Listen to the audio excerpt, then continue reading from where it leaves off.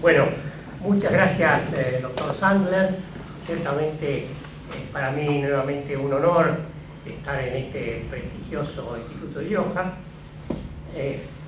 Efectivamente, como diputado nacional, he presentado un proyecto de ley que se refiere al impuesto al valor de la tierra libre de mejoras. Como bien se dijo acá, es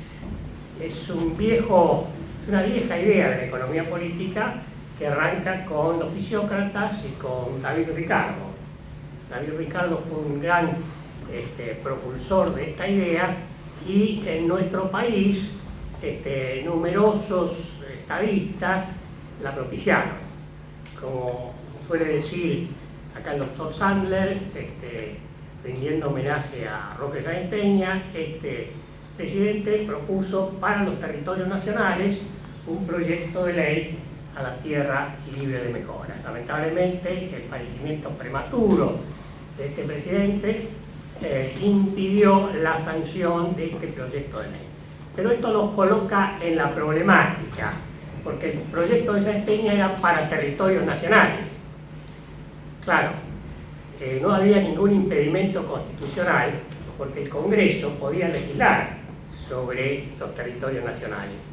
Ahora, si queremos establecer un impuesto a la tierra libre de mejoras, tenemos un grave problema, porque la tierra, constitucionalmente, el artículo 124, y antes del artículo 124 de la actual Constitución, era una materia de imposición provincial. Entonces, mal puede el Poder Ejecutivo, avasallando los poderes impositivos de las provincias, meterse a legislar sobre esta cuestión. Es por eso que hemos ideado un proyecto de ley que permite superar este problema constitucional. La Constitución dice que el gobierno nacional puede establecer contribuciones directas por tiempo determinado, bajo determinadas condiciones. Y bueno, repasando a Juan Bautista Alberdi en el sistema rentístico de la Confederación, vemos que Juan Bautista Alberdi dice expresamente que la contribución territorial es un impuesto directo, ¿no? Hay una antigua clasificación, directos o indirectos, según se pueda trasladar o no. La característica central del impuesto sobre la tierra es que no se puede trasladar, lo tiene que absorber el propietario. En consecuencia, estamos claramente en un caso que indiscutiblemente es un impuesto directo. Alberdi dice que como el propietario está identificado, y bueno, prácticamente cuando se establece el impuesto sobre la tierra, se establece un impuesto sobre el propietario, de manera que a todas luces es un impuesto directo. También podemos citar una cantidad de especialistas como Dino Jaras, etcétera, etcétera. Bueno, todos concuerdan que es un impuesto directo, pero es un impuesto provincial. Cuando nuestro país se desarrolló enormemente a fines del siglo XIX y comienzos del siglo XX, bueno, las provincias vivían de la contribución directa. Y este era un impuesto que funcionaba porque la tierra se valorizaba enormemente debido a la construcción de ferrocarriles. En aquella época se construyeron 27.000, casi 30.000 kilómetros de vías férreas, ¿no? Por ejemplo, se tardó 6 años en hacer el ferrocarril de Córdoba de Rosario a Córdoba, a pico y pala. Hoy se tardó 22 años en hacer la autopista de Rosario a Córdoba, con toda la maquinaria que hay. Fíjense la fuerza del trabajo de aquellos tiempos y la eficiencia de la economía de aquellos tiempos, ¿no? Lo cierto es que la enorme valorización de las tierras hacía que con el impuesto inmobiliario provincial alcanzara para financiar gran parte del impuesto a la provincia, y había otros impuestos internos, en fin, pero eran menores. Todo funcionaba con este impuesto gracias al enorme crecimiento del valor de las tierras, proveniente principalmente de la colonización del país y de la construcción de ferrocarriles. Acá quiero agregar algo a lo que se dijo sobre cómo se repartieron las tierras en nuestro país. Yo estaba leyendo hace poco una ley, hay dos leyes importantes en esto, aparte de la ley de tierras públicas de Avellaneda, pero hay una ley 215 de Sarmiento que ordena ocupar hasta el Río Negro, pero hay otra ley que es la 947, con la cual se financia la conquista del desierto, que llevó a cabo el general Roca, donde se emitían bonos que valían 400 pesos fuertes y el Estado se reservaba la facultad de redimir esos bonos de 400 pesos fuertes, entregando por cada bono de 400 pesos fuertes una legua cuadrada, que eran 10.000 hectáreas, y se permitía hasta juntar 3 leguas cuadradas, o sea, 30.000 hectáreas. Eso es mucho. Quizá ese es un defecto que tuvo nuestra incipiente democracia en aquellos tiempos. Si comparamos con el gran país del norte, Estados Unidos, y las parcelas eran de 160 hectáreas. Acá nos pasamos, lamentablemente, nos pasamos de revoluciones, ¿no? Y lo digo esto siendo yo un admirador del general Roca, que fue el que conquistó el desierto. Pero evidentemente en este punto, si vamos a analizar objetivamente la realidad, creo que lamentablemente hubo un error. Se debió haber dividido mucho más las parcelas y no,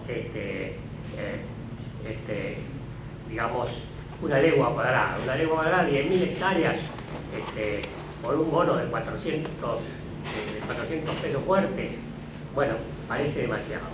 Lo cierto es que esto creó un problema a posteriori para nuestra democracia.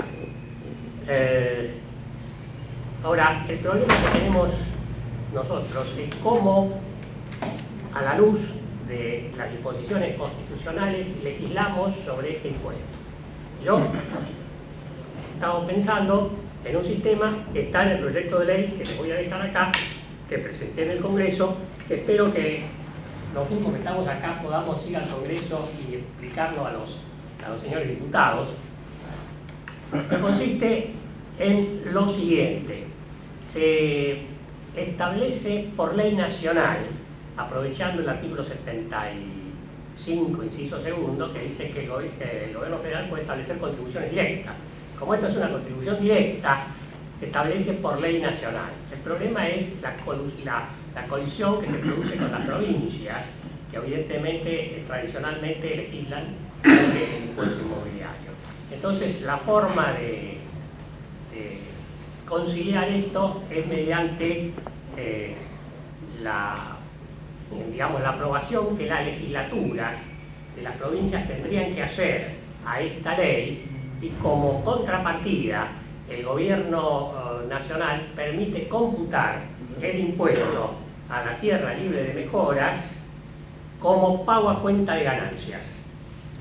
Entonces les va a convenir a los contribuyentes propietarios de tierras en las provincias la aprobación de esta ley, porque bueno, pagan el impuesto, que será yo propongo del 1% sobre el valor de la tierra, que es un impuesto bastante más pesado que el inmobiliario actual, que es un impuesto irrelevante, pero al mismo tiempo no solamente digamos, esta posibilidad de descargar este impuesto contra ganancias, el 1% de la tierra libre de mejoras, sino que haciendo los cálculos sobre la recaudación de este impuesto, que es bastante considerable, y yo coincido plenamente con lo que está en este libro del doctor Sanz y los hermanos Sandler. Efectivamente, diversos estudios que hemos visto confirman que sería un impuesto sumamente productivo, pero alcanzaría exactamente para compensar el impuesto a los ingresos brutos. El impuesto a los ingresos brutos es un impuesto altamente distorsivo, con el cual se financian las provincias. Es un impuesto que opera en cascadas, en las distintas etapas del proceso productivo, se le agrega 3,50%, más 3,50%, más 3,50%, y esto termina hacer subir los precios considerablemente. Hemos hecho los cálculos con una tabla de insumos productos, a ver cuál es el efecto final sobre los precios. No es tanto, es del 6%, o sea, el impuesto a los ingresos brutos, considerando una tasa del 3,5%, que es la tasa de la provincia de Buenos Aires, lleva a un aumento de los precios del 6%. Ahora, si derogamos, ¿no es cierto?, este impuesto distorsivo, conseguimos que las provincias deroguen este impuesto distorsivo porque se establece este otro impuesto que es a la tierra libre de mejoras, en este caso los salarios reales podrían aumentar en un 6%. Y eso sería una medida entonces doblemente progresista, porque el impuesto en sí es un impuesto que grava a los propietarios, es progresista, pero además es progresista sin trabar la producción, es progresista al contrario, estimula la producción, porque el propietario para poder pagar el impuesto tiene que hacer mejoras, tiene que construir silos, tiene que hacer sistemas de riego por aspersión, tiene que hacer una cantidad de mejoras para poder afrontar el pago del impuesto. Y en las ciudades, ¿qué vamos a hablar?, ¿no? Todo esto hace que el impuesto sea verdaderamente productivista, y esta es una de las grandes ventajas. Lo hemos en nuestro proyecto de ley también establecemos que se permite la indexación de las hipotecas, y se deroga la prohibición general de indexación que existe en nuestro país. Nuestro país es el único país del mundo que prohíbe la indexación. Esto es increíble. Esto es consecuencia de la famosa circular 1050 del año 1980, donde erróneamente se quiso establecer en nuestro país el sistema de reajuste de los créditos sobre la base de la tasa de interés, siguiendo el sistema de Londres, de la tasa LIBOR. Pero claro, una cosa es reajustar con la tasa de interés cuando la tasa de interés es del 6, 7, 8%, y otra cosa es querer reajustar con la tasa de interés cuando es 150%. Entonces, bueno, este sistema terminó en un desastre completo que dejó en la mente de todos los argentinos la idea de que la indexación es desastrosa, y por eso la ley de convertibilidad prohibió terminantemente la indexación. Incluso la ley de salida de la convertibilidad vuelve a prohibir la indexación en una total ignorancia de la verdadera naturaleza de esto. Pero fue lo que quedó en la mente del público, que la indexación es mala. Bueno, nosotros, por el contrario, permitimos la indexación no solamente para las hipotecas, sino para los alquileres, y también, sobre todo, para los depósitos a plazo fijo, a más de 3 meses.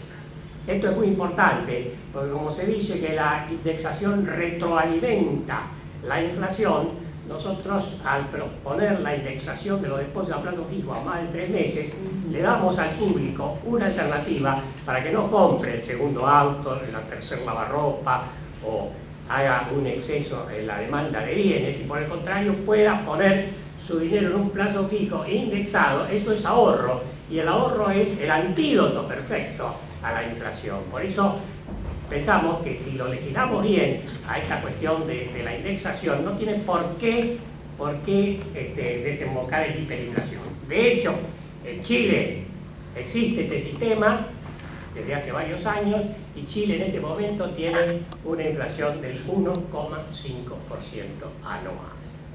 Bueno, todo esto conforma todo una reforma profunda del sistema económico argentino. Estamos tratando de convencer a nuestros colegas diputados en el Congreso. Sabemos que es una tarea ardua, pero poco a poco, hablando unos con otros, estamos tratando de hacer progresar la idea. Lamentablemente no basta. Aquí, en nuestro sistema constitucional, el que manda es el presidente de la República. Y por más que yo convenza a 10 o 20 o 30 diputados, no es suficiente. Es necesario llegar allá arriba. Y bueno, estamos en esa ardua tarea. no sé con qué resultados lo haremos, pero evidentemente para sancionar este tipo de reforma, que es fundamental para el progreso del país, y muchas otras que también daría vuelta totalmente a la economía argentina, ¿no? Liberaría las fuerzas de la producción y de la iniciativa privada y cambiaría totalmente a nuestra economía actual, que está totalmente trabada. Bueno, estoy a disposición de ustedes para cualquier pregunta adicional sobre el tema. Muchas gracias.